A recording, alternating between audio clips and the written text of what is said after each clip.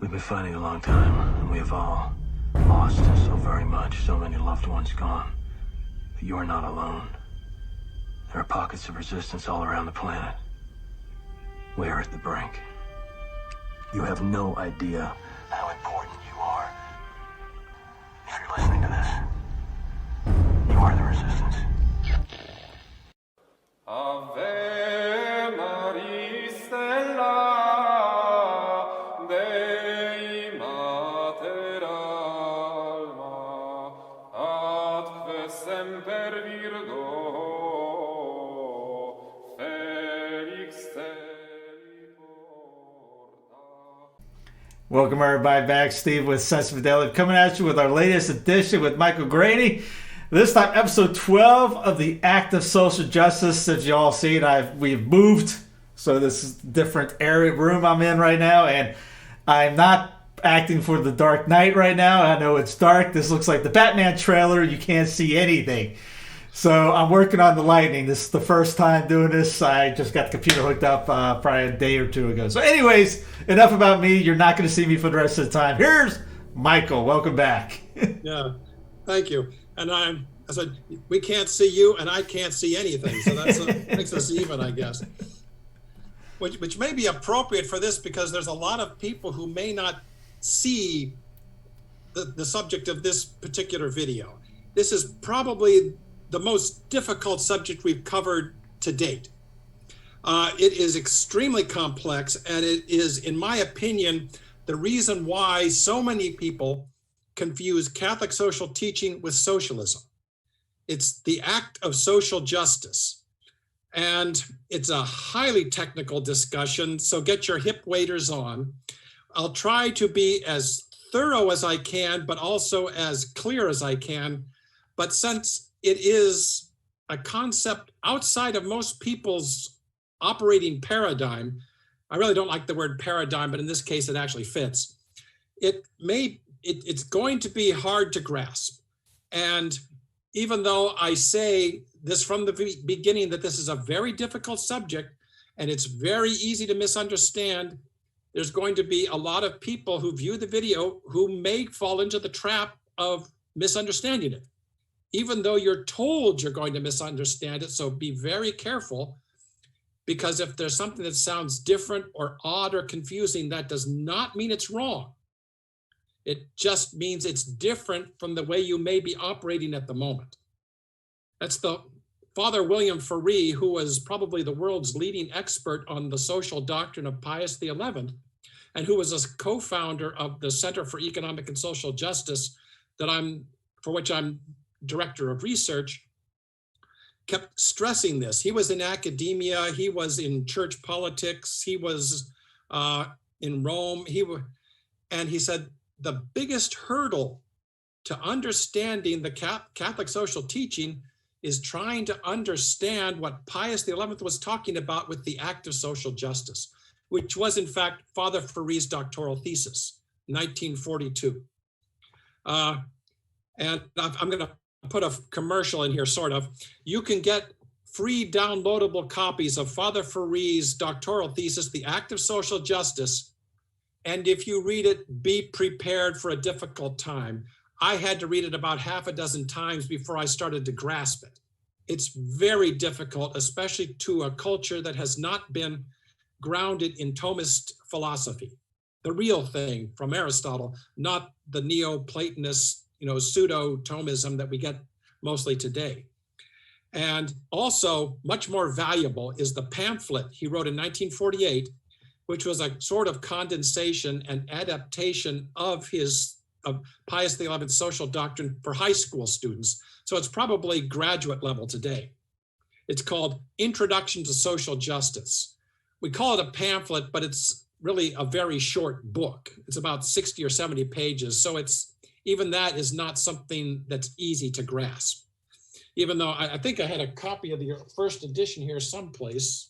And it looks like a little tiny pamphlet. And you say, oh, I can get through that. But then you look at it, it's practically micro print.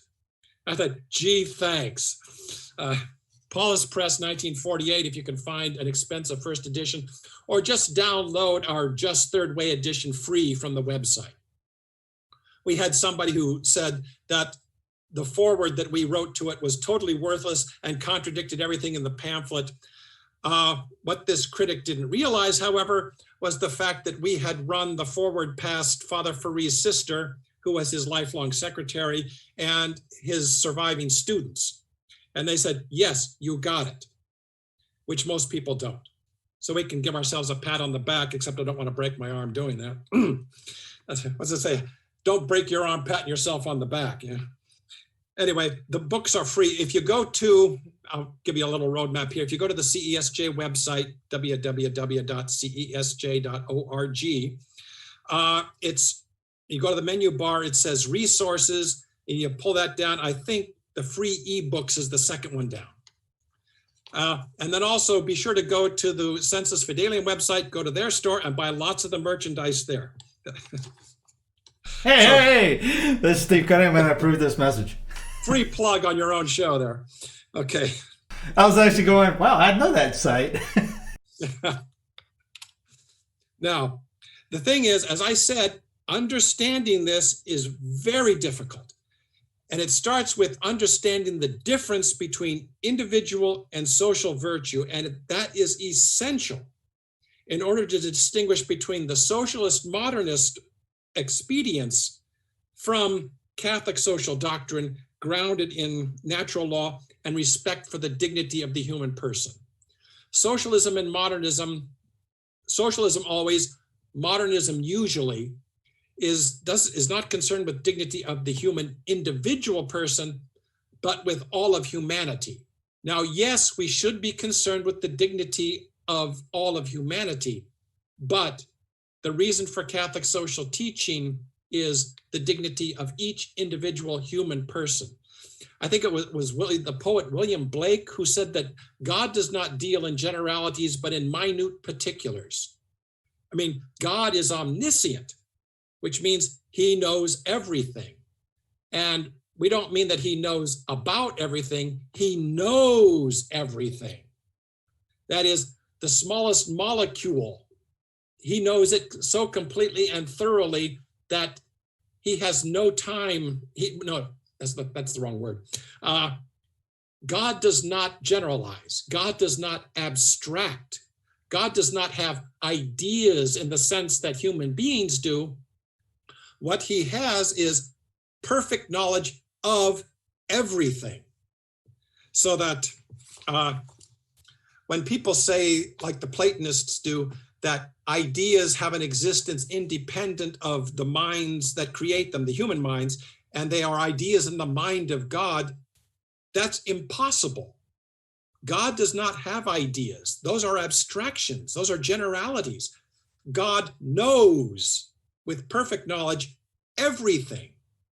Now, to digress just a little bit, but this is important to understand, the intellect of God, as if we could understand. I'm just talking, understand about, not understand it in the sense that God knows. But God knows everything with practical knowledge. He sees it, he created it, he knows it inside out, upside down, and backwards, except himself. But he has perfect speculative knowledge about himself. So he still doesn't abstract even about himself because he knows himself. And that's an important concept, to know yourself, which we'll get to. And God knows himself so perfectly that his speculative knowledge and practical knowledge are completely indistinguishable from one another. Unlike human beings whose practical knowledge is flawed and whose speculative knowledge is even more flawed. Okay, that's your course in philosophy 101 for today, if you're a Thomist. If you're a Platonist, forget it. Now, the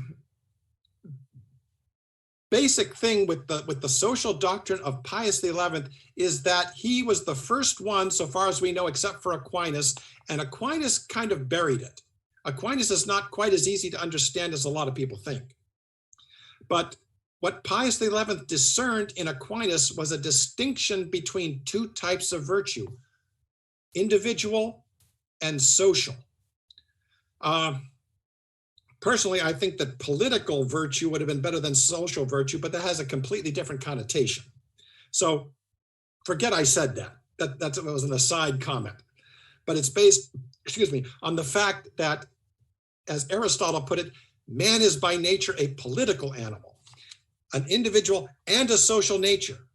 Well, we know about the individual rights, which there should be correlative social rights, which, as Pius XI did it, he said that, yes, there is a type of virtue distinct from individual virtue. And that's what this whole talk today is about.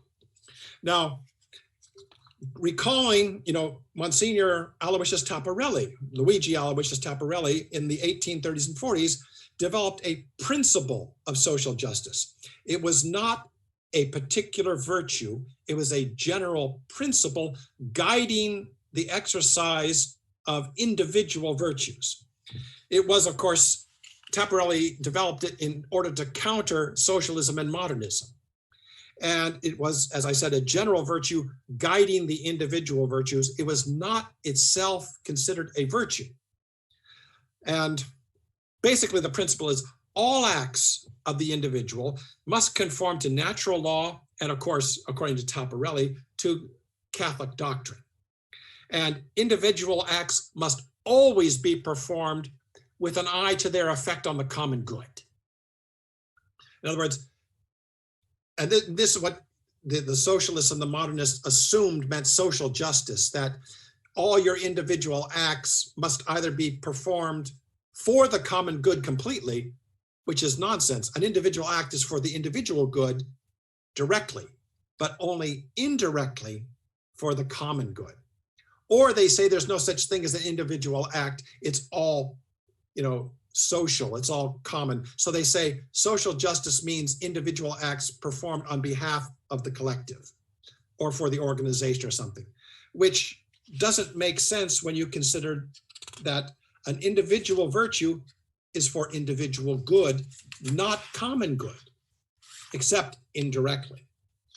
Now, so Pius XI built on that, but what he also had to counter, and this is why, in my personal opinion, Quadragesimo Anno from 1931 and Divini Redemptoris in 1937 were, up to a point, intended to counter the problems caused by Monsignor John A. Ryan of the Catholic University of America, whom we covered in a couple of the previous videos.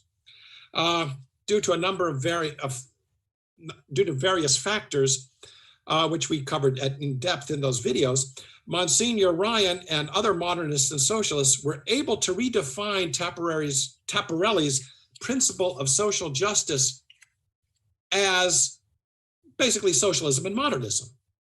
Because what they lacked was, we know that there must be something that affects the common good directly because Leo XIII hinted at it.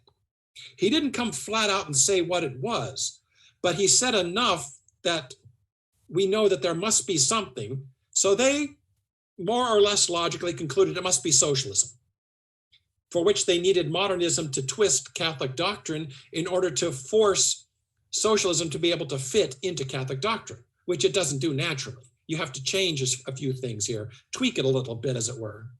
You're like trying to put, truck tires on your little Volkswagen or something, or vice versa.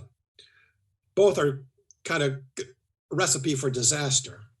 Anyway, as a result of the actions of the various socialists, some of whom we named in the previous videos, distortions didn't just creep in, they galloped in. And they were all based on the principle that the end justifies the means. It seemed almost endemic that people who were reading the social encyclicals assumed that the temporary or expedient ameliorative measures that the popes talked about that we needed to do before we could correct society were the actual end of the encyclicals. So, like, we have to distribute charity to keep people alive. We have to do this, but that's only in the interim until we can help make people productive so that they can support themselves with their own efforts. This is why Leo the 13th insisted that as many as possible of the people must become owners so that they can become independent, productive members of society, and that you can reserve charity for the truly needy and the unfortunate. Well, the socialists and the modernists assumed that taking care of the unfortunate and the needy was the true end of the encyclicals, to create the kingdom of God on earth. No, that is not what it was. Even though they managed to redefine distributive justice, which became, a euphemism or that's not synonym. Like once in a while, I can remember a word. So you ever had that? You think you're having a conversation with someone and you can't remember a word. 14 hours later, at 3 o'clock in the morning, you wake up and say, that was the word I needed. I have perfect 20/20 hindsight on that one. Anyway, became a distributive justice in socialism and modernism became a euphemism or a synonym for social justice, because they didn't understand that individual good and the common good are two different things. The common good is not simply the aggregate of individual goods. It's something discrete in and of itself. So that social justice with the socialists and the modernists became construed as a replacement for, or as a substitute for, individual justice and charity, which is not what it is. Under Tapparelli, the principle of social justice was to guide the practice of individual virtue. But the socialists changed it to, well, no, there's no such thing really as individual virtue. It's all for the collective. Everything must be done for the good of humanity in general. What they neglect to realize or remember is that Catholic social doctrine developed as a conscious way or an effort to counter the new things of socialism, modernism, and esotericism, which was intended to establish and maintain the kingdom of God on earth, the earthly paradise. We're going to make life here perfect by changing human nature and just make certain that everybody lives the perfect life here and now. This was the goal of socialists and modernists. I believe, I went into this in some length in the earlier videos, of course. Dr. Julian Struba found in almost every single case, socialists were trying to establish in one form or another the kingdom of God on earth, either explicitly or if they rejected religion in a secularist fashion. But it was always the same thing. Everybody must live the perfect life here and now, rather than view this world as a preparation for the next, or for your final end if you don't happen to believe in an afterlife or whatever. But the idea is that this life is not an end in and of itself. Now, Pius XI countered the kingdom, the socialist and modernist kingdom of God on earth with the reign of Christ the King, something different. And this was to establish and maintain what he said on the very first day of his pontificate, right after his election, the peace of Christ in the kingdom of Christ. And I have seen for decades all the gyrations people have gone into to try to justify what Pius XI was talking about in terms of what the socialists were talking about, when what Pius XI was talking about was exactly the opposite of what they were talking about. So, in fact, you can go, and I just got off my track again. Okay, here I am again. So this is the problem with having a script and you don't look at it. And also you're going blind, you can't see the silly thing. Okay, what is the reign of Christ the King? Is it, a theocracy here on earth, which is what the socialists were after with the reign of Christ, with the kingdom of God on earth? And a lot of people have been, Quas Primas was the encyclical that established the Feast of Christ the King, which is going to be coming up pretty soon. And so many people say, well, this is an infallible declaration that a Catholic monarchy is the only legitimate form of government. I have to question whether they actually ever read the thing, because that's not what it says. And also you correlate it with what was going on in Pius XI's other encyclicals, and his thought, and also where he derived his thought and what was going on in tandem with this, because this was when he took Cardinal Bellarmine, who had been languishing in obscurity, who was a champion of democracy against the divine right of kings. Yeah, that's another big long digression. I'll try to shorten that.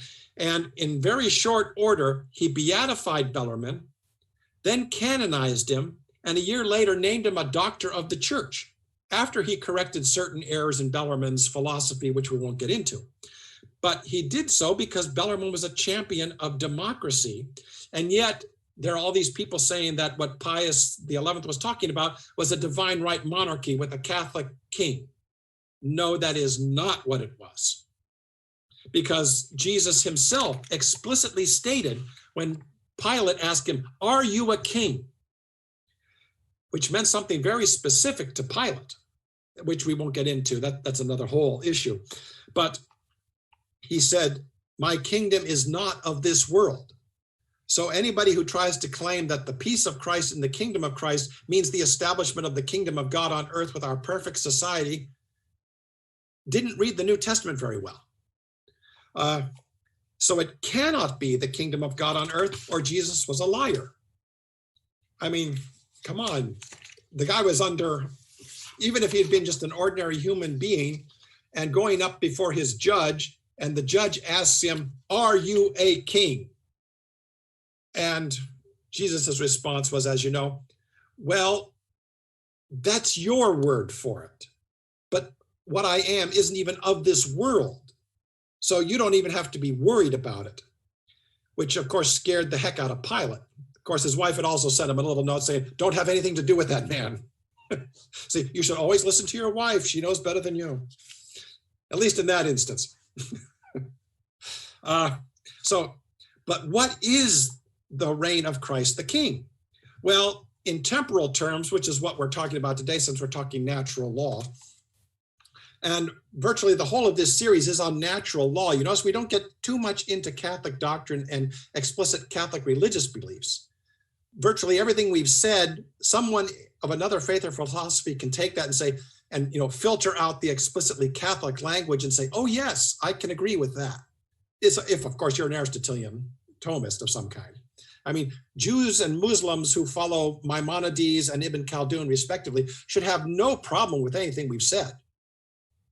They might have a problem with who Jesus was and is, but not with what he was saying. So in temporal terms, the reign of Christ the King can only be the environment within which each person to become more fully human, that is, virtuous in the Aristotelian sense, to prepare for that person's final end. Now, as Christians, we believe our final end is to be with God in heaven. I don't know enough about Islam and Judaism or any other faith or philosophy to be able to state explicitly and definitively their final end is thus and so. But all of them say the same thing. Live virtuously and according to the will of whatever you worship as best you can, and you will prepare yourself for your final end, whatever it may be. This life is not an end in itself, otherwise you've just justified anarchy, greed, and every other vice that everyone agrees they're vices. These things like Milton Friedman's "greed is good" comes across not only as fatuous, but extremely weak. He doesn't really say why it's good, just that he likes it.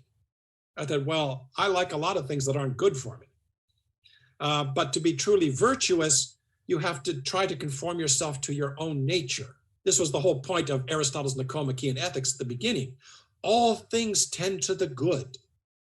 And I think we went into this in a prior video. So if you have a bad idea of the good, you're going to go toward what is not good, in which case you should be corrected so that you can aim at the good. This is why the Catholic Church stresses the virtue of fraternal correction so highly. In other words, try to reform people. Don't just condemn them. Hate the sin, not the sinner. Yeah, and some of us don't get that very well. fact, none of us get it very well, but we can at least try and give some lip service to it. Now, unfortunately, there's a few difficulties. As Aristotle pointed out, man is by nature a political animal.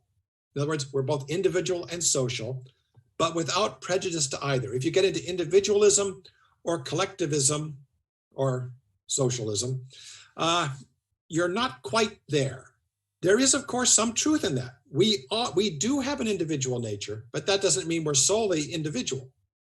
We do have a social nature, but we're not solely social.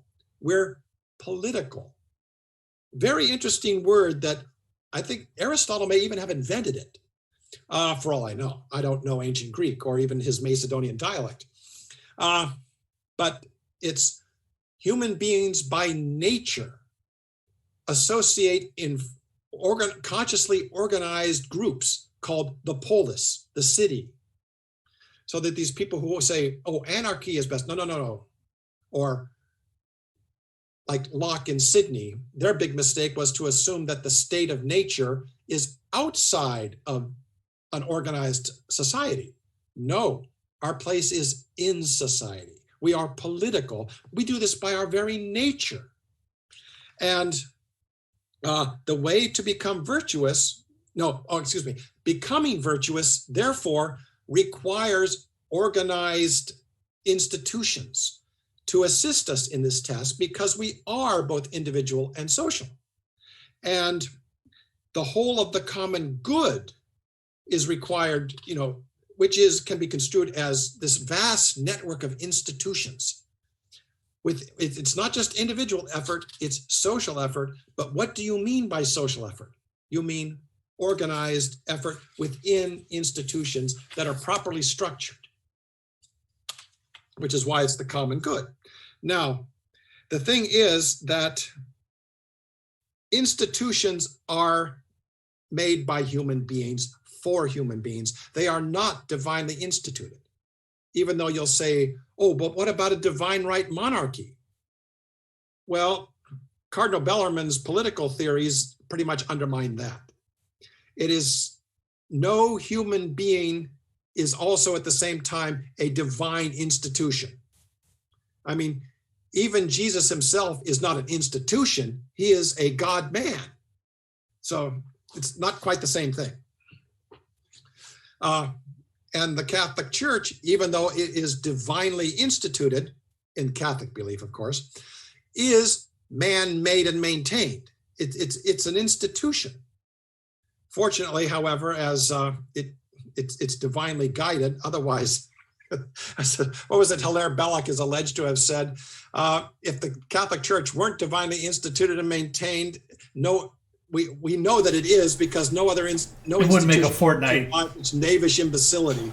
Yeah, you can look at that right now. Look at. I'm not being mean to the Catholic Church.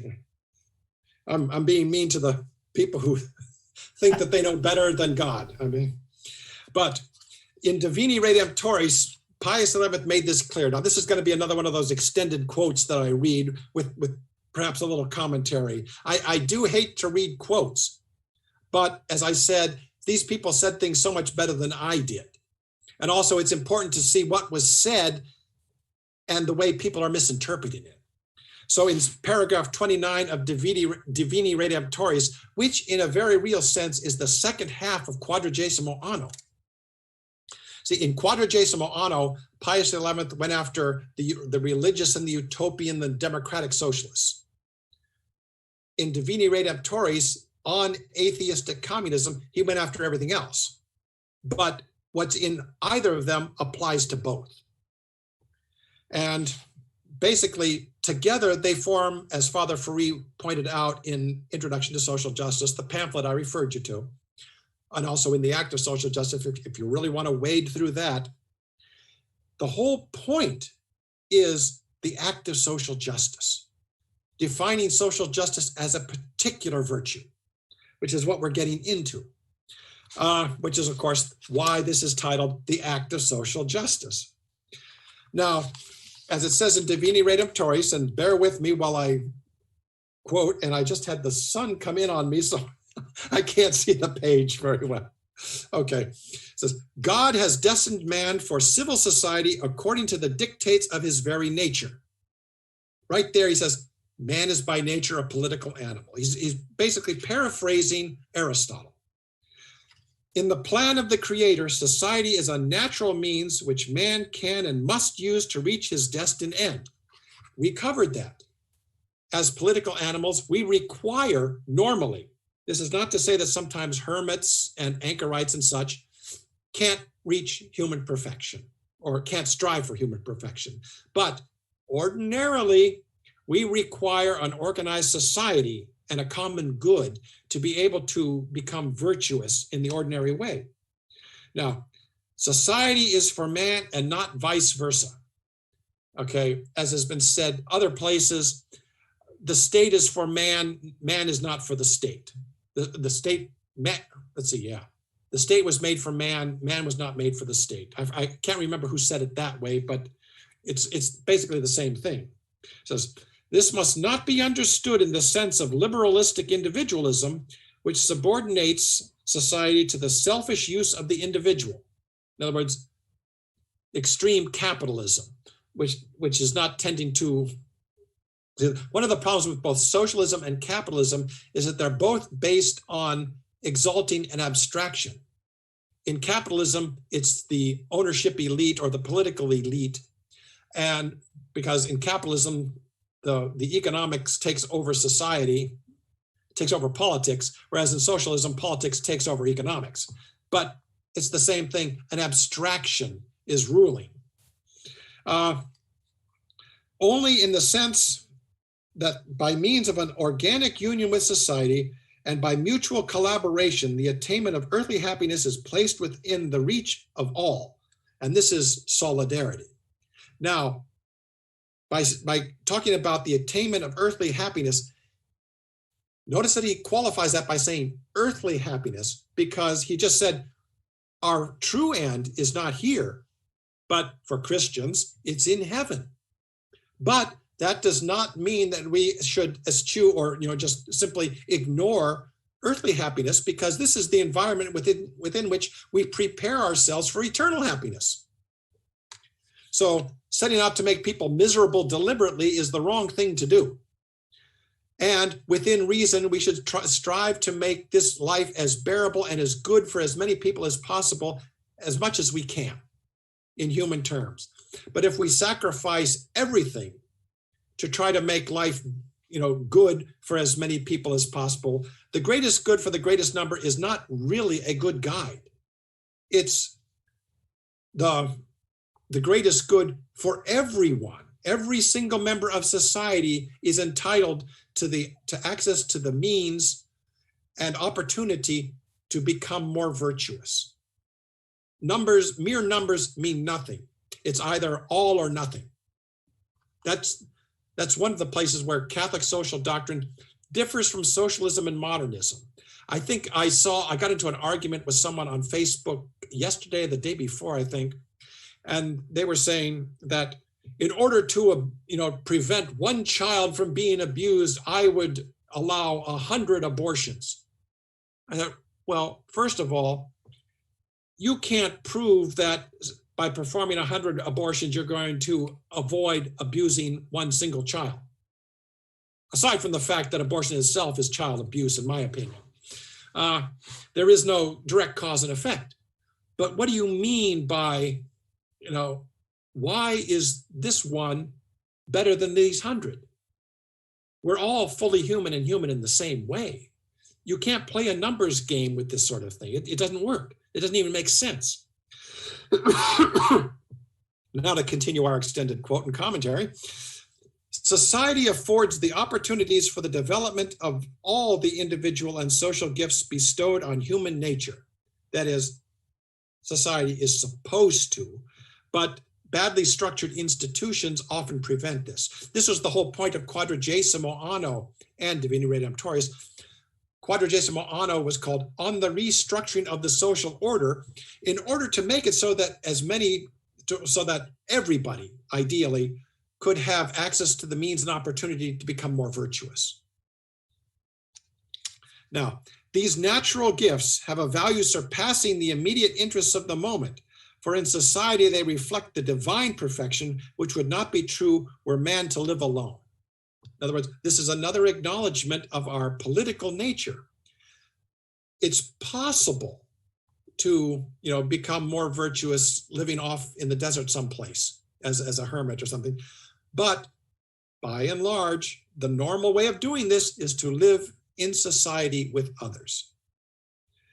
Nevertheless, society is made for man, that he may recognize this reflection of God's perfection and refer it in praise and adoration to the Creator. In other words, this life is not an end in itself. It is to prepare us to be with God in heaven. If you're a Christian, and as I said, I don't know enough about the other faiths and philosophies to be able to say, what the final end is with any degree of accuracy, because sure as shooting, what is it they say?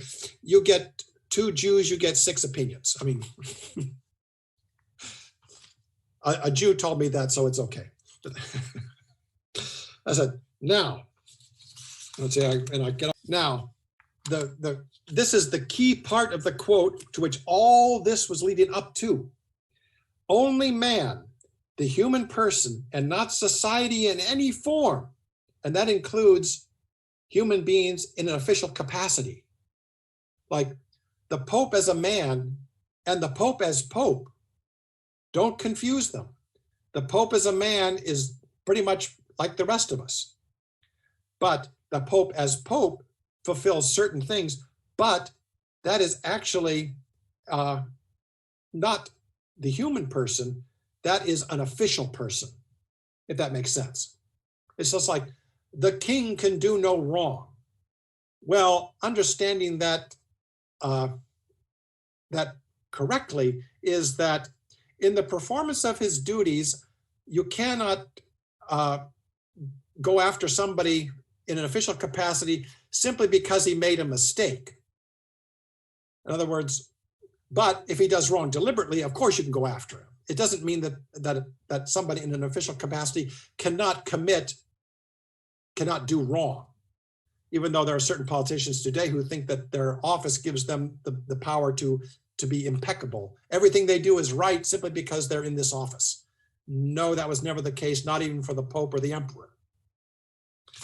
Now, the thing was, to move on, that particular thing, that only man, the human person, and not society in any form, whether you're talking the collective, whether you're talking the village, whether you're talking the state, any of that, only the human person has rights. Only the human person is endowed with free will. That's it. All these other things are human creations. Now, Pius, and this is important because that's the main difference between socialism and Catholic social teaching.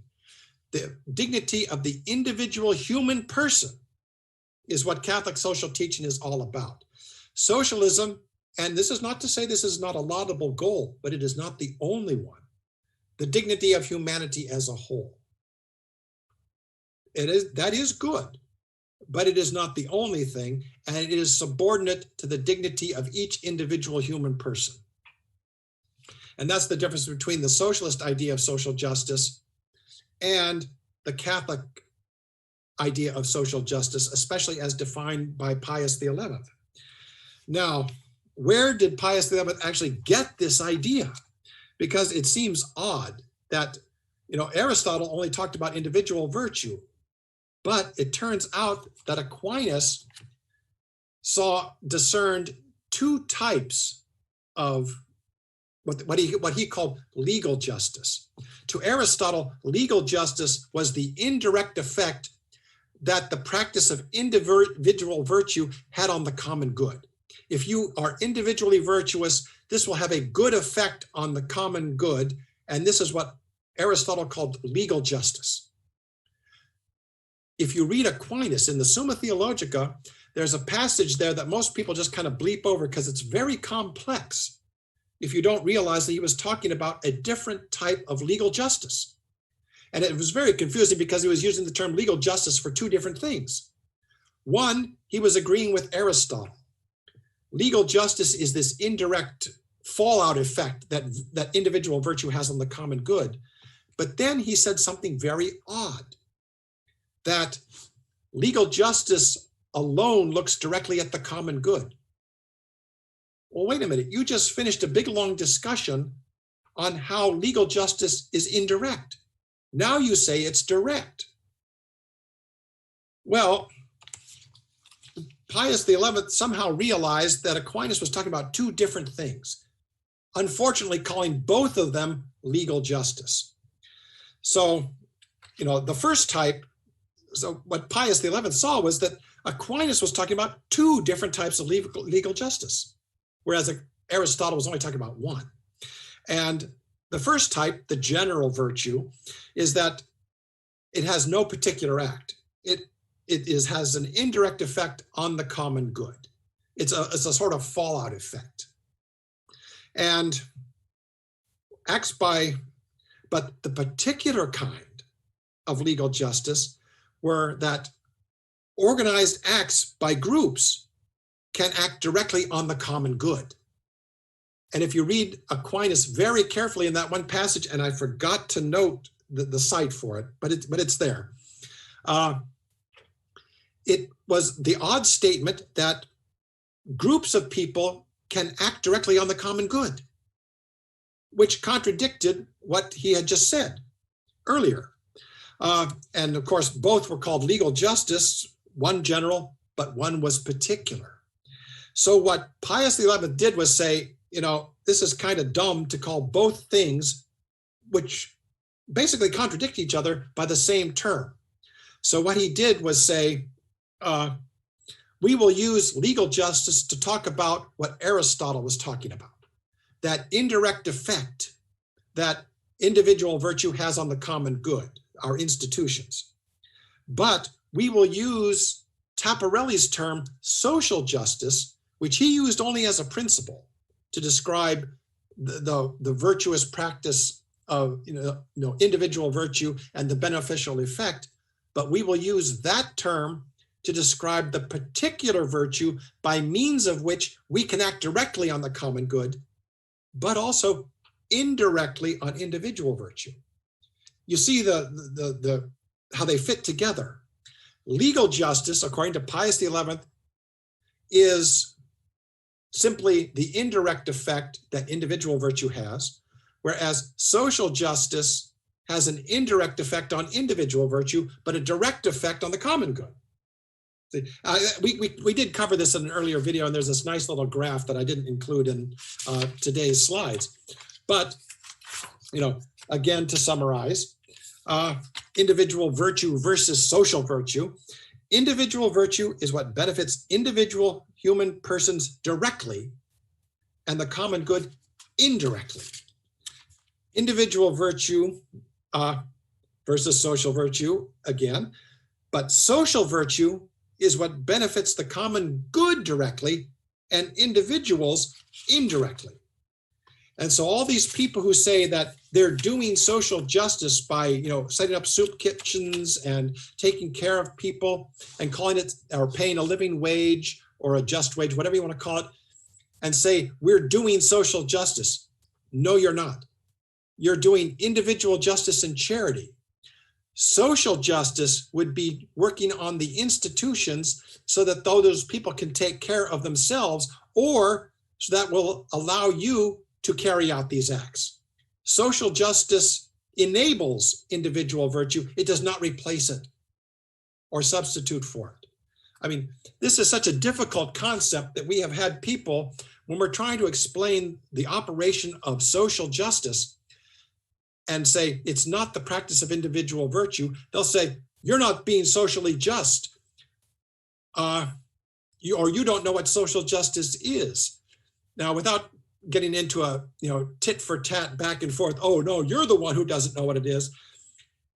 It's based on, you really have to understand that there is a distinction. Social justice is not merely an organized expression of individual acts or individual goods. Social justice is directed to the common good, that vast network of institutions. It is not directed to individual good of any kind. It is directed to common good. Now, how do we distinguish social justice or even social virtue from individual virtue? And Father Ferry did it in a discussion of the four causes. This is a philosophical term, excuse me. And this is not in Introduction to Social Justice. It's toward the end of the Act of Social Justice, and it gets pretty deep.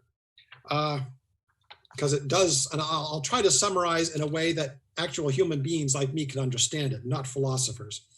And there's a doctor of philosophy I know whose name is Steve, and I'll say, Steve, if you're watching this, forgive me, please, don't come after me. Because this guy is very punctilious about his philosophical work. And he'll say, well, don't you mean this rather than that? Oh, yeah. But I was talking like a normal person, not a philosopher. He actually gets to teach this stuff and get paid for it. Anyway, in Thomism, cause means it's drawn from a word Aristotle used that I can't pronounce, Greek. I recognize, don't even recognize most of the letters. What does it say? Grecum est non potes legi. This is Greek, it cannot be read. But it means explanation or answer to a why question. And the four causes are the efficient cause, the material cause, the final cause, and the formal cause. You're not really ready for this, are you? But we'll do it anyway. The efficient cause is the agent who carries out the act. And for social justice, it is never the individual as an individual. An individual as an individual cannot be socially just. Only an individual who is a member of a group acting on behalf of the group can be socially just or carry out an act of social justice. The material cause, that is material in the sense that you would think of, the substance of the act. And I'll explain that in a little bit, because for our purposes, efficient cause is the most important one for this discussion. They're all important, of course. And then the final cause, that is, what is the result sought? Well, to improve the common good. The common good is the final cause of all social virtue. The final cause of all individual virtue is the human person. But the final cause of all social virtue is the common good, within which individuals become virtuous and achieve their final end. Excuse me, I just hit the camera. This is you're really getting excited about something when you wave your arms about. Maybe I should move to Italy or something. They don't even talk; they just wave their arms. That's me. I just wave my arms. If I could talk about the way we don't have any more toilet paper, that's my arms waving. And then formal cause, which is the shape or form of the act, which is organization. Now, here's the way that Father Ferry put it in the Act of Social Justice. And remember, this was his doctoral thesis, so it may be slightly above, so you have to pay close attention. It says, summary, the efficient cause, only the member of a group is capable of an act of social justice, and all men, meaning all human persons, regardless of class distinctions set up by ancient philosophy, are so capable. In other words, every single human being by nature, there may be what they call accidentals that prevent us, but by our nature, our substance, we are capable of being the efficient cause of an act of social justice. The material cause, the immediate and proper matter of social justice, is the organization of human acts into social media and institutions, social habits, of which society is composed. When acts of other virtues become commanded acts of social justice, they take on the new material aspect of organization. In other words, you can't just go out and but exercise an act of individual virtue and claim it is socially just. You can only do it within the context of organization directed to the common good. I told you this was getting pretty deep. I hope everyone put on their hip waders on this one. Final cause. The common good is the direct object of the act of social justice. The common good is the perfection of the vast hierarchy of the institutions of human life. Now remember, in the preamble to the US Constitution, it said, achieve a more perfect union. Now, that means we must work toward perfection, of course, knowing all the time we're never going to achieve it in this life. And in fact, here's my theory of heaven, is that the only way eternity becomes bearable is to constantly strive and become more perfect, knowing you will never achieve perfection. But it's there before you. Only God is infinitely perfect, whereas human beings are infinitely perfectible. That is our incomplete analogy with God's being and that sort of thing, which we won't get into. that won't be on the test for this one. Then you have the formal cause. The final cause is to an operation as form is to matter. Therefore, when we talk about form and substance, we're using the philosophical terms here. Therefore, the specific formality of the act of social justice is that it be done for the common good. This formality should not be construed as a mere good intention. Remember Taparelli's principle of social justice. This is not what Father Free was saying. Taparelli's principle of social justice was individual acts with a good intention to the common good. Father Free says, that's not good enough. It's good, but it's not good enough. It says, is not a mere good intention added to individual acts, for it must give form and shape to life in the real order. In other words, the true form of the act of social justice is actually to work directly on the common good, its institutions, not simply say, oh, I hope it has a good effect on it. So this is not, it's not there. I mean, the act of social justice is therefore not an organized or widespread practice of individual virtue, or even acts directed at individual good or goods, regardless how many people are affected or how big the problem is. It is only to institutions, not individuals. That is so key, and it is what the socialists and modernists can't seem to grasp, and even quite a few other people who think that they know Catholic social teaching, but then forget that it's specifically social. Which brings in, what is the common good? So many people think it's, oh, that's just the aggregate of individual goods, or it's goods owned by the state. No.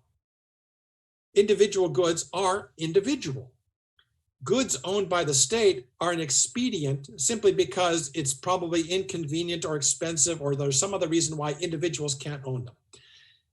Strictly speaking, and in theory, there is nothing that the state owns that individuals can't own. So you can't really call that part of the common good because they could be individually owned. And there's various ways to do that, but we won't get into that. I mean, this is not a class in economics here. It could be, but because after all, economics is a social science. But we're talking social virtue here, not economics. Now, what is the common good? Most simply put, the common good that defines us as human. In other words, the common good is the good common to every single human being. Which is, I mean, that's so obvious that you have to state it because so many people won't understand that. So, but the common good that defines us as human is the capacity that is inherent in every single human being to become virtuous or vicious, because with free will, we can go either way. Now, individually, the common good consists of each person's natural rights by means of which we build habits of doing good or evil.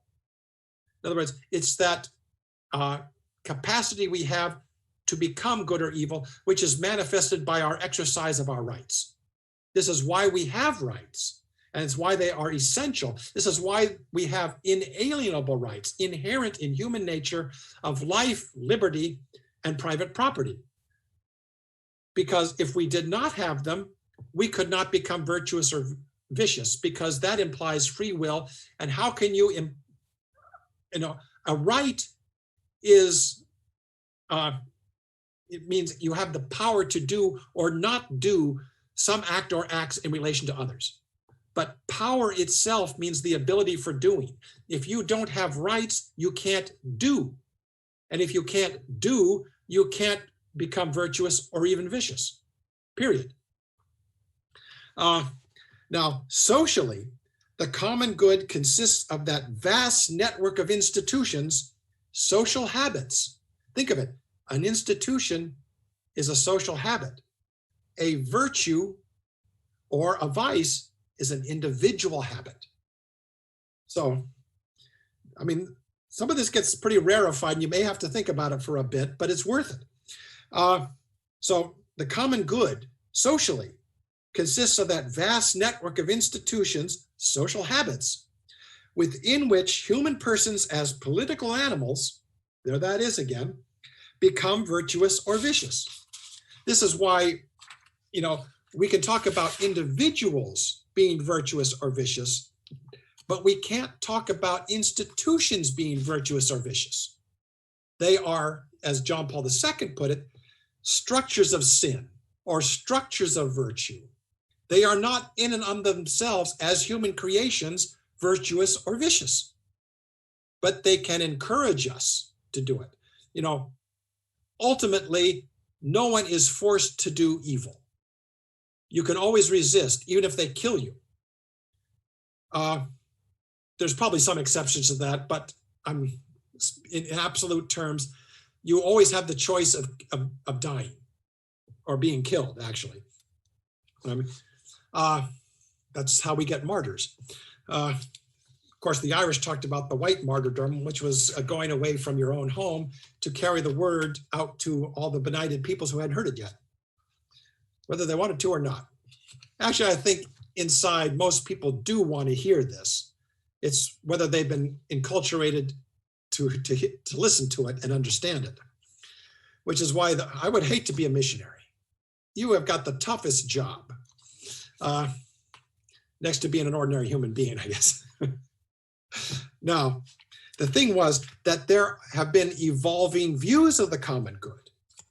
And this is critical to understanding the difference between Aristotle and Aquinas and how Aquinas managed to correct Aristotle while maintaining almost complete conformity with Aristotle's orientation toward human dignity.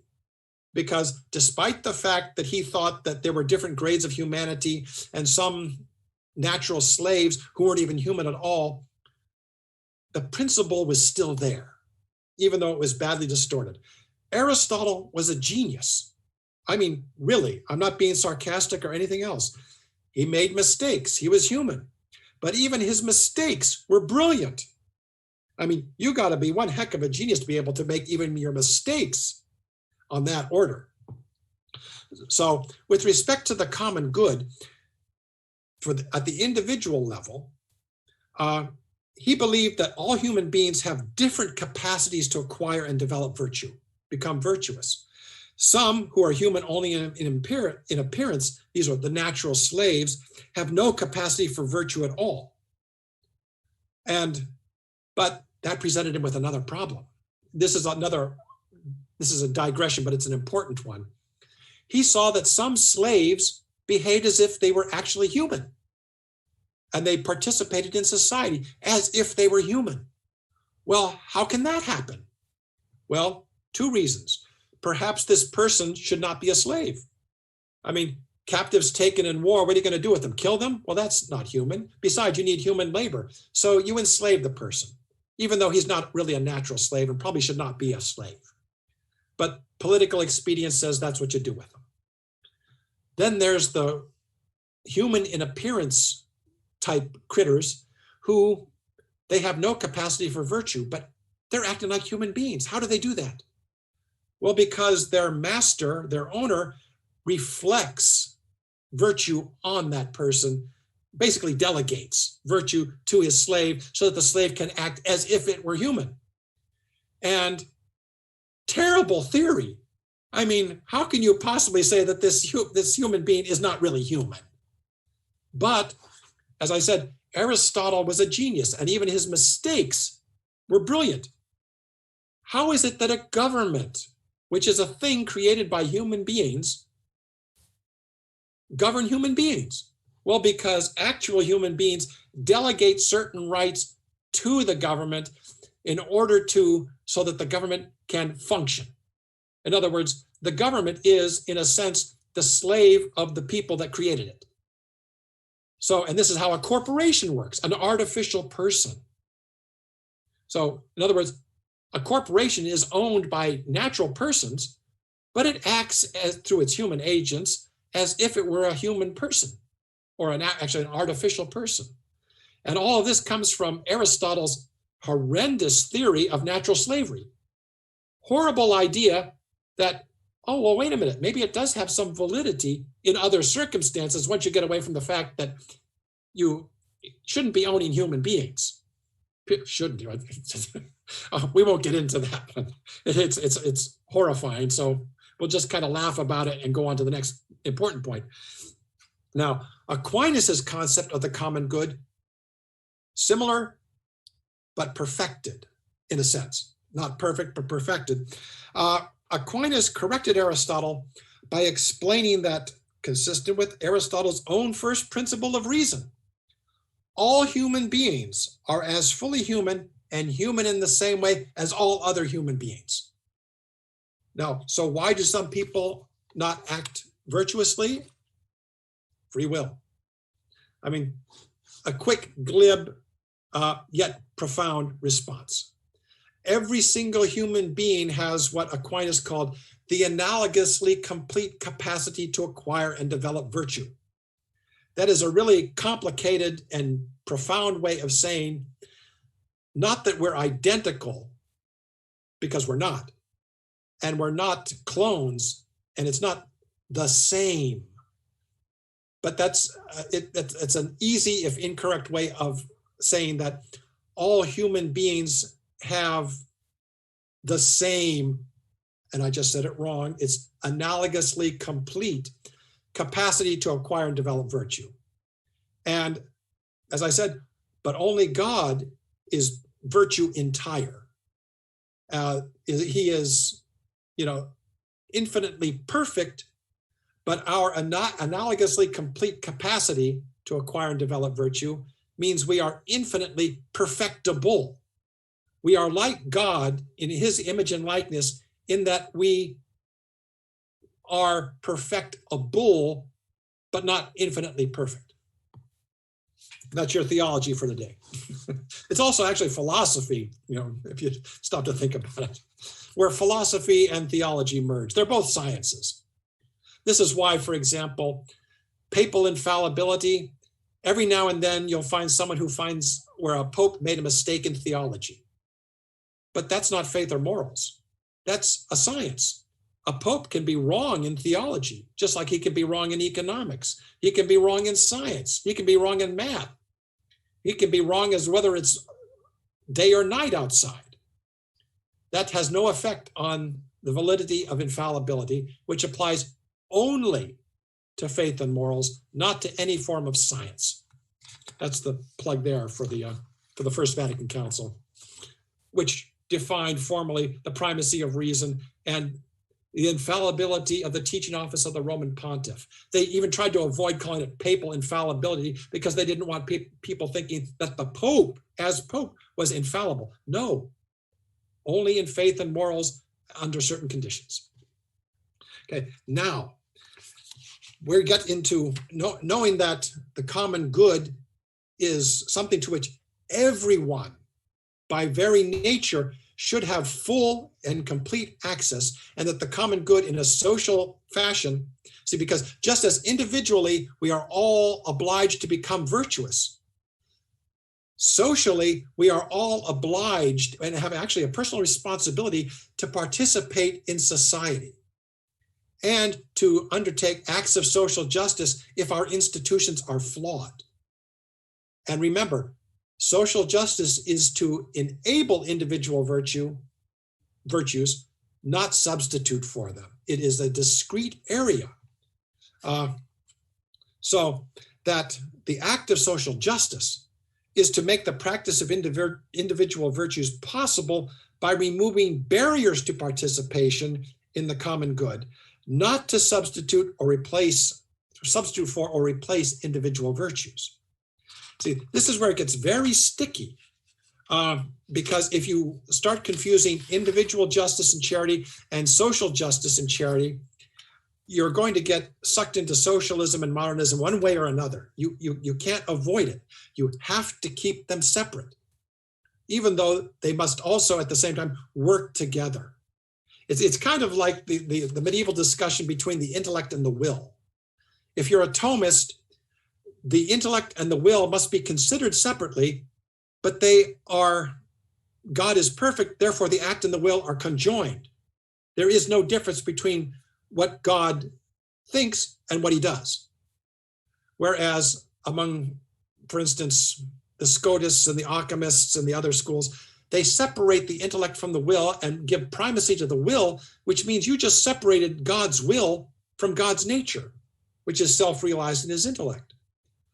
And boy, you really got into a mess there, because you just changed the whole concept of natural law from human nature, which is a reflection of God's nature, to what you think God said at some point, or something that you accept as God, whether it's the state, the dictator, or the tree that you worship, or whatever. If you put everything on the will, you're what they call a fideist. And I think it was Ralph McInerney in his book on miracles, who said that fideism is the single greatest danger to the Catholic Church today. And frankly, you can say that fideism is the single greatest danger to any organized religion or philosophy today. Because once you go with the will, anything goes, as Heinrich Roman pointed out in his book on natural law. You get away from the absolutes of God's nature, as far as we can discern them, and go with somebody's idea of what God's will is, which means that might makes right. If you're strong enough to force your idea of what you think God's will is on others, well, who's to say that you're wrong? Because that's your opinion, and you have great faith. I remember somebody once criticized my analysis of Catholic social teaching by saying, my faith is as strong as Greaney's. I said, well, I never said it wasn't, but let's hear your argument. And this is the same guy who said, I don't have to prove anything to you. Well, actually you do, since this is a debate. Now,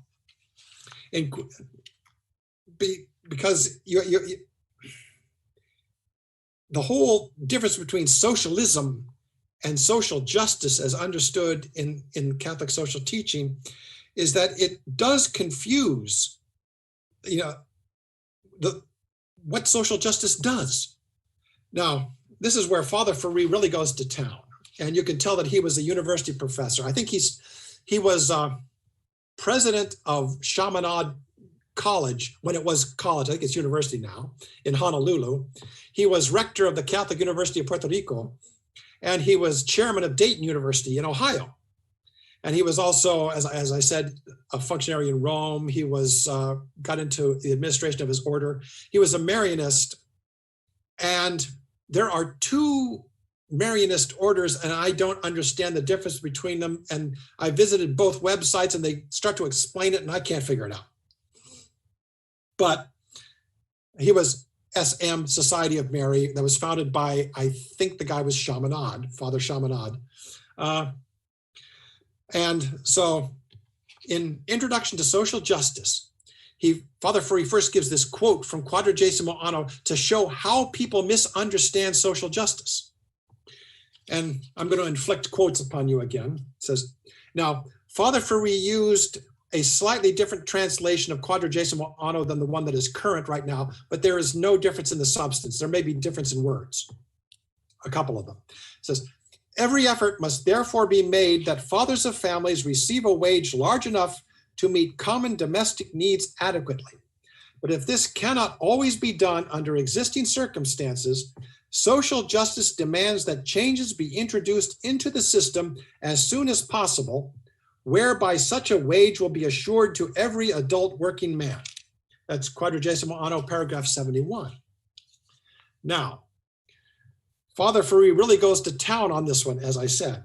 And in Introduction to Social Justice, he first gives that passage, and then he says, now, if we were to hand this quotation to a number of people and ask each one of them what social justice demands in it, almost every one of them would answer a family wage. Now, some people will say living wage or just wage or frontier wage or whatever. But the fact is, they will say that what that passage is talking about is paying people a wage or a working man, whatever. And then Father Ferry says, they would all be wrong. Real diplomatic. I understand he was much more diplomatic in person. He says, look again at the syntax of the sentence. This is where his professorness comes to the fore. He says, look again at the syntax of the sentence. The direct object of the predicate demands is the clause that changes be introduced into the system. The Pope's teaching on the family wage is that it is due in commutative or strict justice to the individual worker. In other words, of course, you have to understand what subject and predicate and direct object are. So if you don't remember your English grammar, you may be at sea in this. But Father Ferry stresses, what does social justice demand? That changes be introduced into the system, not payment of the family wage or just wage or whatever. Then Father Ferry says, what social justice demands is something specifically social, the reorganization of the system, for it is the whole system which is badly organized, socially unjust, when it withholds from the human beings whose lives are bound up in it the power to meet common domestic needs adequately. So that even in that passage, what is the end of the act of social justice in that circumstance? Not even payment of the wage, but the ability to meet common domestic needs adequately. Well, which you could say, well, you're talking about not a just wage, but a just income. And if it's by payment of a wage or payment of profit sharing or something by means of which people can meet common domestic needs adequately is the point of social justice in that paragraph.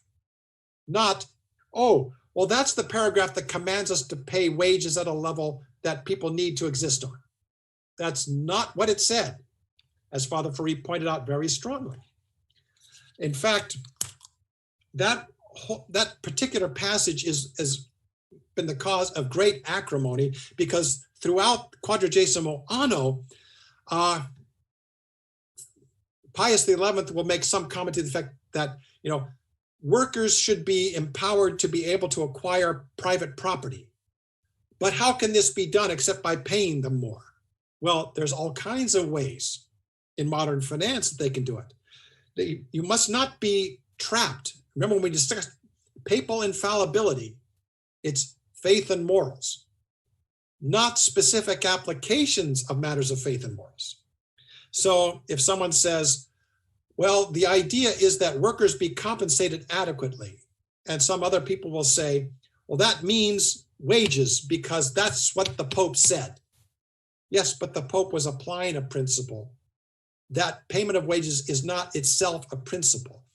I have actually seen people that claim that the Catholic Church teaches a just wage doctrine. No, it teaches a just wage principle. Something different. A principle is not the same as a doctrine. It is an application of a doctrine. So to sum up at this point, social justice enables individual justice and charity, whereas individual justice and charity are only indirect on social justice, on the common good.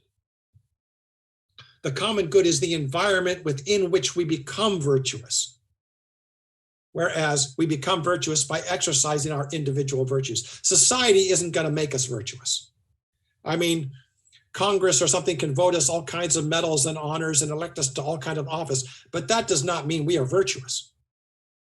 It just means that we've got a job to do, or that we're being recognized for something we've done. Now, one of the things that Father Farid did to make our job easier in trying to figure out what the heck social justice is he discerned what he called the laws and characteristics of social justice. And he qualified this by saying there are probably more. In fact, Pius XI hinted at more. But these were the ones that Father Farid discerned in his doctoral thesis, and of course, summarized in Introduction to Social Justice, the pamphlet that you probably should read. And it, as I said, it's free. Excuse me. Now, the laws of social justice, and these are explained in greater length in the pamphlet, so I won't do any more than just go over them. One, that the common good be kept inviolate. Because the common good is the environment within which we ordinarily become virtuous, we must maintain it almost at all cost. In other words, it can demand great sacrifices. One of the reasons for maintaining a just society is, and for instance, the just war doctrine. Suppose someone attacks your just society without cause, or with incomplete cause, or for an unjust cause. You not only have the right to defend yourself, you have the duty. And you can even call on people to, conscript them into the military if that's what it takes in order to defend your society, as long as you don't thereby use it as an excuse to make your society unjust. I have a whole big speech on that one too. Now, the second law of social justice, cooperation, not conflict. This does not mean you abolish competition. Competition is good. But competition as the only thing, or conflict as the only thing to crush your adversaries, competition doesn't mean necessarily that you eliminate your adversary.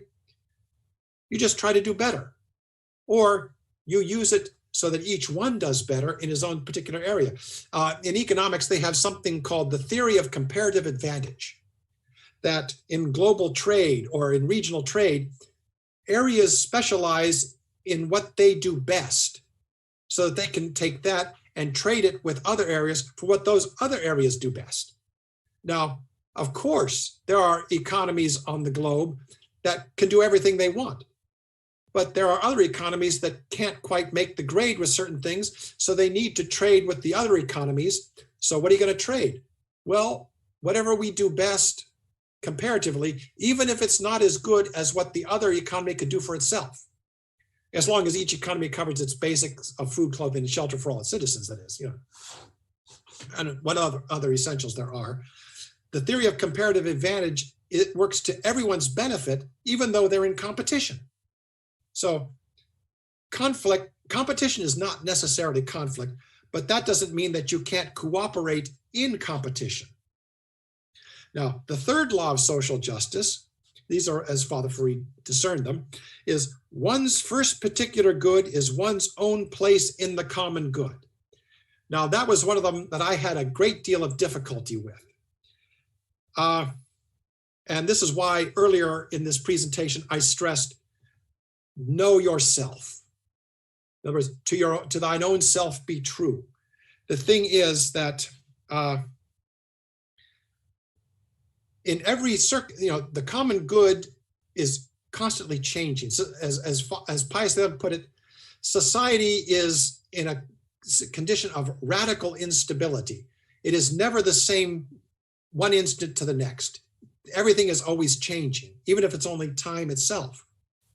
In other words, right now, you are the host of a TV program. In 15 minutes or so, possibly, I don't know what time, how long this is going to take, you might be the father of the family, or you might be the fellow taking orders from his wife to go to the store and get something, or you might be the householder moving into a new house, and even at one moment in time, you may be a number of different things. But the key to that, and this is a very simplistic way of putting it, you have to know yourself and what you're doing at the moment. Now, in a more a comprehensive sense, it is, knowing who you are and how you fit into society. This does not mean that everyone has a specific place and you can't get out of it. But at each moment, you do fit into society and you have to know how you do it. And this is not getting into religion per se. But psychologists and philosophers recognize the importance of confession, because confession requires self-examination. Who am I? And how do I fit into my own life? And how do I fit into the lives of others? I mean, of course, sacramentally confession is an essential, but it's also socially and individually essential. It's not just a sacrament. There's a reason it's a sacrament. Of course, not just to get you good with God, as they put it, very simplistically, but to get you good with yourself and to get you good with other people. I mean, as I said, this is the deepest presentation yet. I mean, say, no, but wait, there's more. Father Ferry discerned a total of 7 different laws of social justice, and he said, but there are probably many more. He says, the 4th law, as he saw it, was each is directly responsible.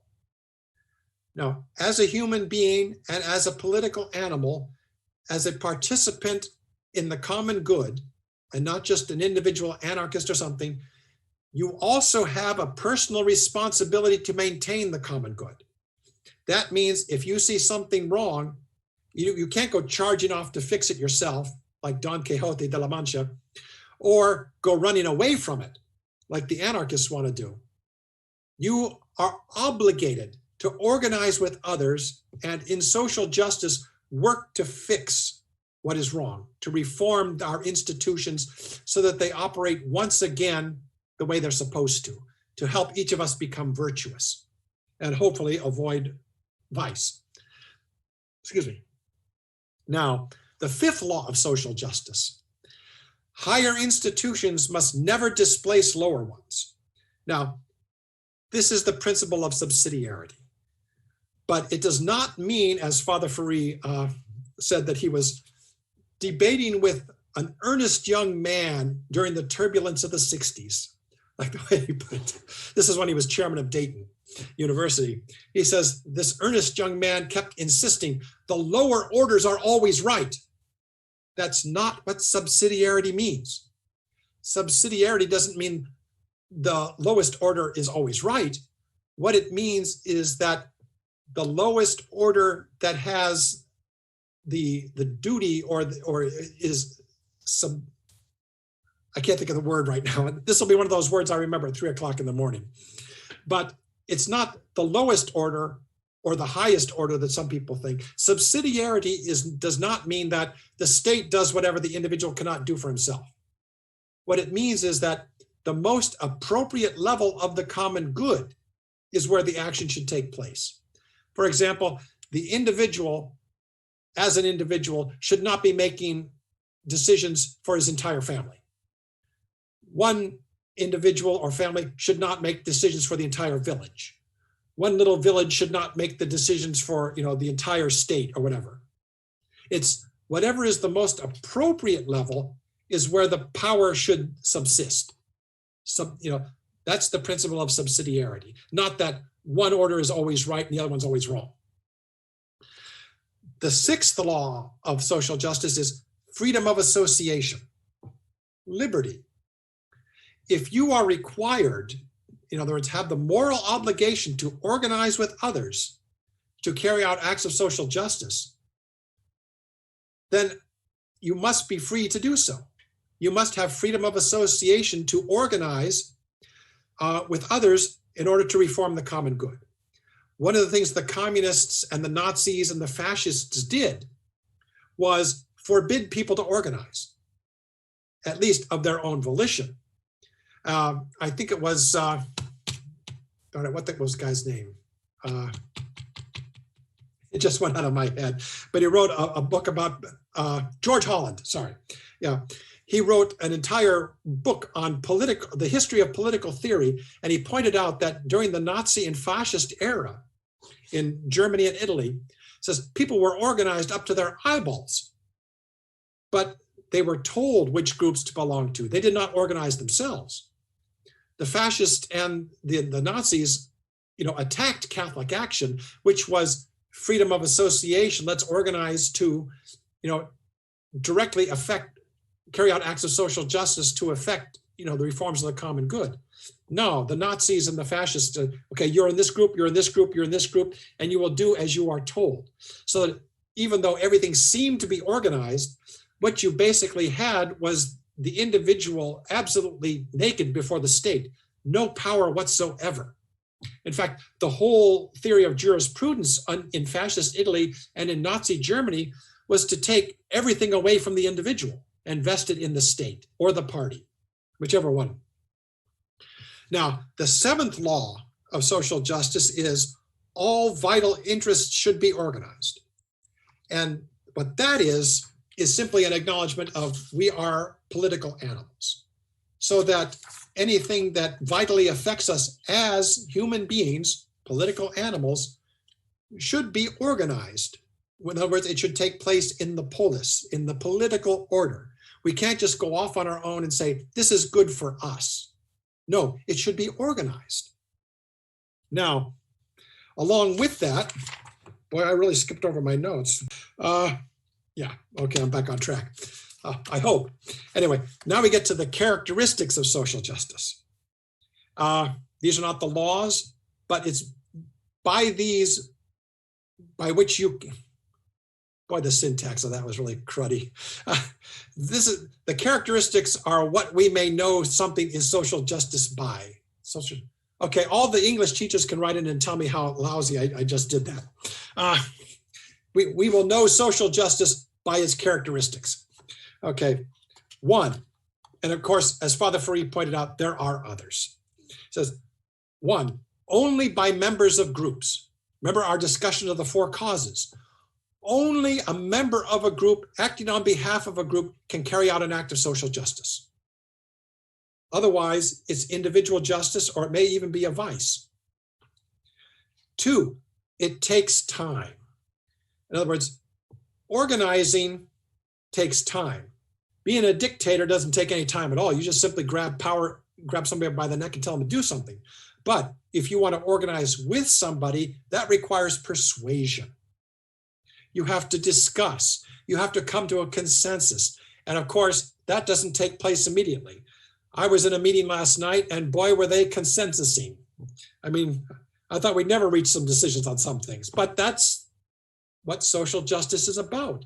You don't just simply order people, you persuade, you agree, you come to a consensus. Now, the third characteristic is one that a lot of people understand the first time they hear it because it sounds dumb. Nothing is impossible. Well, that means in social terms. I mean, you have to, edit these things or, interpret them the right way. Things that are impossible for an individual human being. And this is where people misunderstand subsidiarity. They say, oh, if it's impossible for one person, then the state must do it. No. If it's impossible for one person, what you do is you organize with others. Alexis de Tocqueville in Democracy in America had a fascinating passage on this, where he says that association comes naturally to Americans, where in England, people wait around for the great man to do something, or where in France, people wait around for the government to do something.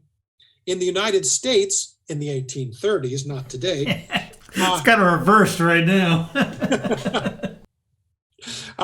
Says Americans, just by nature, if they see a problem, they get organized and fix it. If there's a traffic tie-up, and of course he was talking about horses and carriages, which are worse than cars, says somebody gets organized and starts directing traffic. If children join together for a game, first thing they do is get organized and set the rules. If there's a problem of drunkenness in town, they get organized and form a temperance society. If the street needs paving, let's form an association and get the street paved. We don't wait around for the government to do it. We get organized. In fact, at least in the 1830s, de Tocqueville said the habit of association is so strong in Americans that the central government seems hardly to govern at all. To have those days back. Well, one of the tasks of the one of the goals, I should say, of the Center for Economic and Social Justice is to get these ideas across and get it and get people empowered to the point where they can get organized and do for themselves what most people now expect the state to do or for somebody else to do for them. This is the whole idea of Catholic social teaching, is to empower people to take control over their own lives so that they can once again become virtuous. Maybe I'm a cynic. The only time people get organized anymore is for their fantasy football draft. Well, in a sense, you're echoing what Father Ferry was talking about. We have an unpublished fragment called 40 Years After Ellipsis. And I wish he had finished it, but he started it, just a few months before he died, and in 1985. And it's like, wow, what you could have done with this had you had a chance to complete it. But I've studied it anyway. And he talks about people doing social justice. Let's get organized and have a protest. In other words, most people's idea of social justice is to get organized and demand that somebody else do something. He says, no, social justice is getting organized so that you do something. And of course, it must be within the framework of natural law and the magisterium of the church.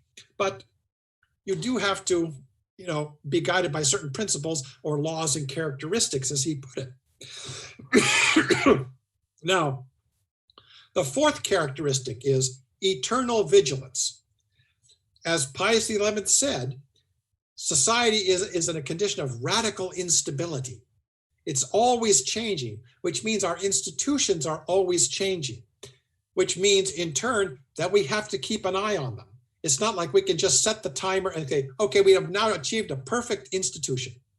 As I said, in the preamble of the Constitution, it says to form a more perfect union, with the implication being that we're going to have to keep on perfecting, always striving for perfection, yet always at the same time knowing we will never reach it, but that does not release us from the obligation of doing it, of working toward it. So that eternal vigilance is necessary. And I think, and I can't remember which founding father said it, but it was eternal vigilance is the price of freedom or something like that, which applies to all forms of social justice. Now, number 5, and this was another very difficult one for people who like the grand gesture. Now, I will do this even though I know I'm going to fail, because the 5th characteristic of social justice is effectiveness. You're not allowed to do something just for show. If you think it's not going to work, don't do it.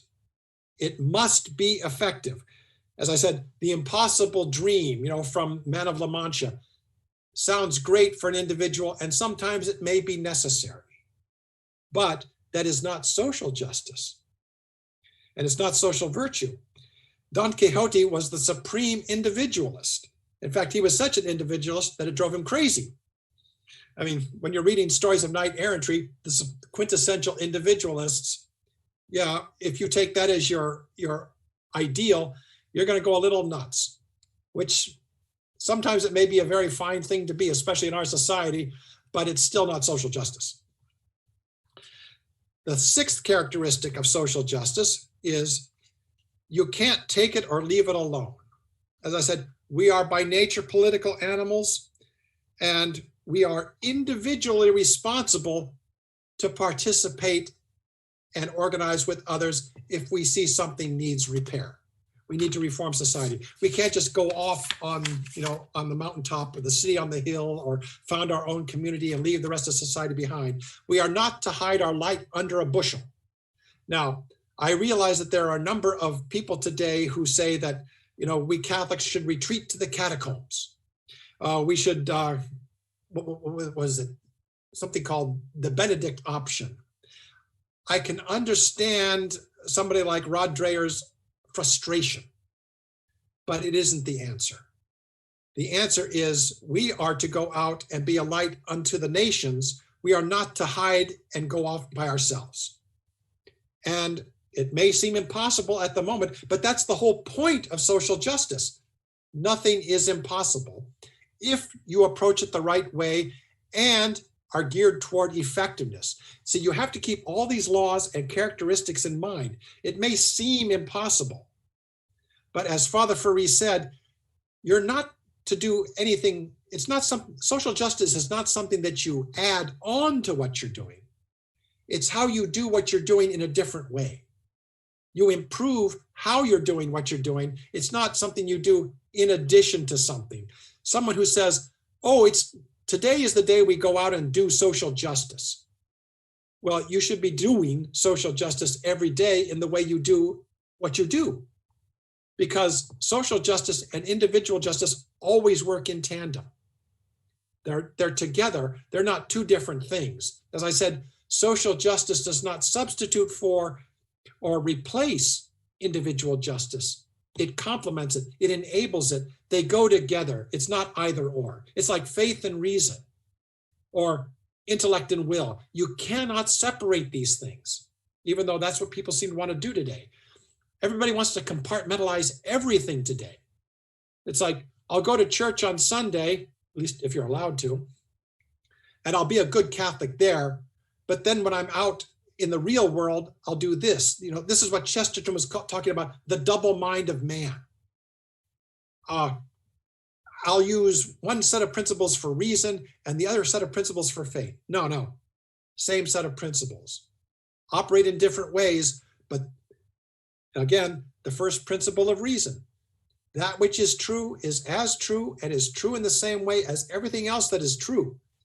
You can't just say that there's different levels of consciousness and thus truth changes at different levels. That was E.F. Schumacher in his book, Guide for the Perplexed, a title he stole from Moses Maimonides. Relativism, moral positivism, nihilism, these are not viable or acceptable to anyone who is within a socially just or even an individually just framework. They simply cannot work because we get back into the nature of the human person, both individual, social, political, and they have to work together. You cannot separate them. Now, this brings up the problem. How do you bring them together? How do you make them effective? That effectiveness issue on on the characteristics of social justice is a big one, and it's the biggest stumbling block we have. All things considered. It says, so how do you make acts of social justice effective? And the answer is with power. So that we speak of empowering people. Now, how do you do that? Now, purely by coincidence, exactly 100 years ago, this is 2020, and Daniel Webster said this in 1820 during the debates over the in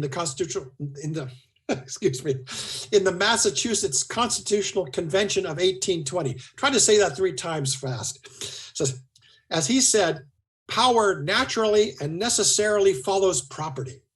So how are you going to empower people so that they get control over their own lives and can become, full and active participants in the common good and become virtuous?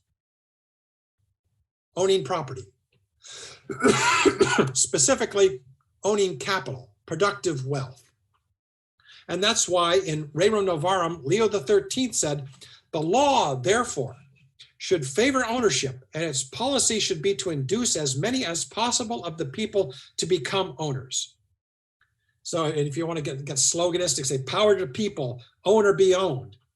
I have seen where some people trying to collectivize that passage in Rerum Novarum will say, oh, as many as possible of the workers. No, of people, because power follows property. We must empower every child, every woman, every man so that they can become virtuous. If you're saying that only workers can own or only the state can own, what you just said is that only workers or only the state can have power and only workers and only the state can become virtuous. So the rest of us are natural slaves. I mean, come on. I mean, this is in fact why the ancient Romans, if you read the parable of the talents correctly, you'll see that, modern translations do a great disservice, because what the master did was call in 3 slaves and assign them property. To one he gave 5 talents, to another 2 talents, another 1 talent. And people today say, slaves? Yes. A Roman master's obligation, even though most of them didn't bother to do it, was to prepare his slaves to enter society, to become his fellow citizens, to become full human beings. And what's the best way to do that? Give them management of property. And the Romans even had a word in Roman law, peculium. You would assign a peculium to a slave. The slave didn't own it. Slaves have no rights. A slave can't own anything. But he could act as if he owned it. And if he did a good job with it, what frequently happened was the master would free the slave and hand over the entire peculium to him. Say, you're now not only a free man and my equal, you're rich. And this is what the master in the parable of the talents did, if you look at it. Calls in 3 slaves, assigns them, gives them a bunch of money. A talent was an immense amount of money. Goes on a journey, comes back, asks for an accounting. The first 2 did a great job. And if you read the parable carefully, what the guy did was free his slaves and give them the money. In other words, you are now my equal. Come share your master's joy. Well, you're now my equal. Congratulations. To the guy who didn't take advantage of it, he said, get out of my sight. You're worthless. You ought to be a slave. You didn't take advantage of the opportunity you were given. Of course, that is the most superficial reading of the parable. There's, of course, different levels of it. But it also ties in with why we should be a light unto the nations. We must do our best with what we're given, so that when we're called to an accounting for it, we can say, we became virtuous. We did our best. Maybe we didn't do very good, but we did our best, or at least adequately. So the problem there, however, is how do people become owners? We can't all have rich masters who are going to give us a grant of cash to do something with. But, and this is the problem with what it's, the application of the principle in the encyclicals, because what it says is pay people more. There's a problem with that in economic terms and in finance terms. Raising wages for workers without a corresponding increase in productiveness raises prices for everyone. It increases the cost of production. And it makes everyone worse off than before. It's like you have 10 people working, but there's 100 people, whom the workers support. So if they get an increase in wages, but don't produce any more, the price of everything they produce goes up, not just for them, for everybody. This is why you'll find a constant complaint of people who, wage workers who say, my father could support an entire family of 10 kids on 1 paycheck. We can't even support our 1 kid on 10 paychecks. Well, because prices keep going up, because people are getting paid more for what they don't produce. And in Keynesian economics, there's a real weird rationale for that, but we won't get into it. It's called forced savings, which basically steals from workers to give to the producers who don't need it. But even giving the fact that the popes did not give a good mechanism for acquiring ownership takes nothing away from the fact that people do need to become owners, and not just workers, everyone. So that the principles of social justice, when understood clearly, distinguish. Boy, did I read that wrong. This is what happens when you read your own notes. It says the principles of social justice. On the side, I saw a television show once that the actress read the line so badly that it didn't make any sense at all, but they kept it in because I don't think that the editor understood what the line was supposed to be. Somebody was playing drums, and the character playing the grandmother who had given the drums said, I'm going to go up and talk to my little buddy, Rich. Well, if you didn't know that Buddy Rich was a drummer, and what the line was supposed to be was, I'm going to go up and talk to my little buddy Rich. Okay, complete digression. You can edit that one out if you want. Anyway, the principles of social justice, when understood, clearly distinguish Catholic social teaching from socialism and capitalism. Now, the fact is that from Father Ferry's point of view, and without considering, the actual mechanism by means of which people can become owners so that they can make their acts of social justice effective, was that the impossible was now possible. We can access the common good directly by getting organized and acting directly on the institutions of the common good. We can reform society without waiting for the great man or the state or pure chance to do it for us. We don't have to accept unjust social conditions. That's the whole point of social justice, and why Father Ferry said, that nothing is impossible in social justice terms. So that he concluded his pamphlet, Introduction to Social Justice, with problems that were agonizing in the past and were simply dodged, even by serious and virtuous people, can now be solved with ease by any school child. Well, maybe not by any school child, but anyone who is trained in the principles of social justice. And the completed doctrine of social justice places in our hands instruments of such power as to be inconceivable to former generations. I realize that Father Ferry is getting pretty cosmic with this, but it is a pretty cosmic thing. And this is why socialism and modernism, by going off on a tangent and redefining social justice to mean, a replacement for individual justice and charity, did a bad thing. I'm being real mild with that. Because by diverting the whole issue of social justice into trying to create the kingdom of God on earth, instead of trying to prepare people for the reign of Christ the King, it was not only a detour, it was reversing and going in the wrong direction. But Father Ferry continues, he says, but let us be clear about what is new and what is old. None of the elements of this theory are new. Institutions and institutional action, the idea of the common good, the relationship of individual to common good, all these things are as old as the human race itself. When all that is admitted, however, there is still something tremendously new and tremendously important in this work of Pope Pius XI. The power that we have now to change any institution of life, the grip that we have on the social order as a whole, was always there, but we did not know it and we did not know how to use it.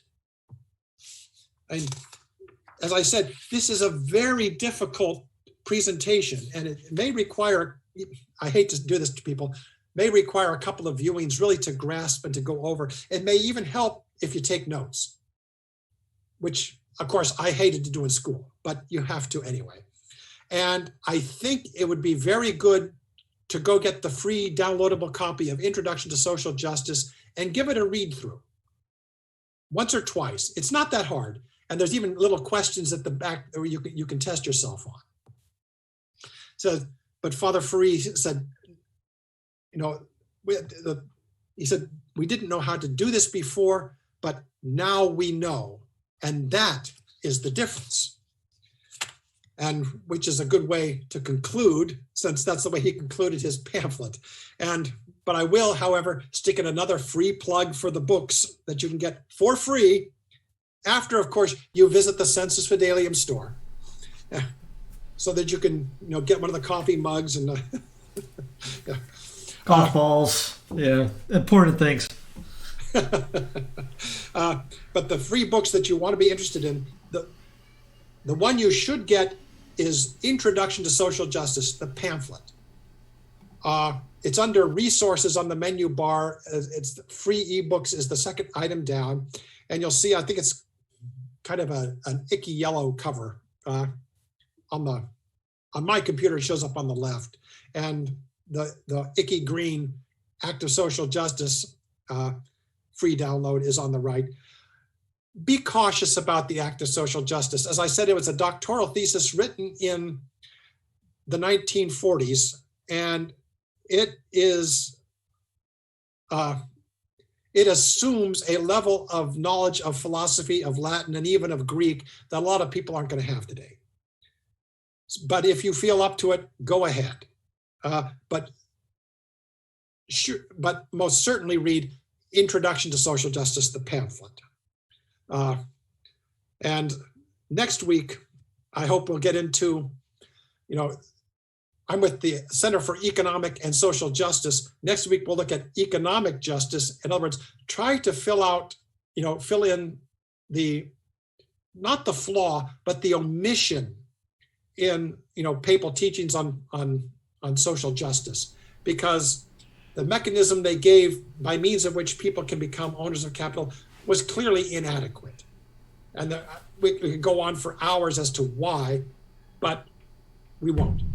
Well, we'll go into something slightly different next week on economic justice. And hopefully you'll be able to see me and not look like I'm in a bat cave. Yeah, well, I can't see people anyways. Michael, appreciate it. Okay, thanks.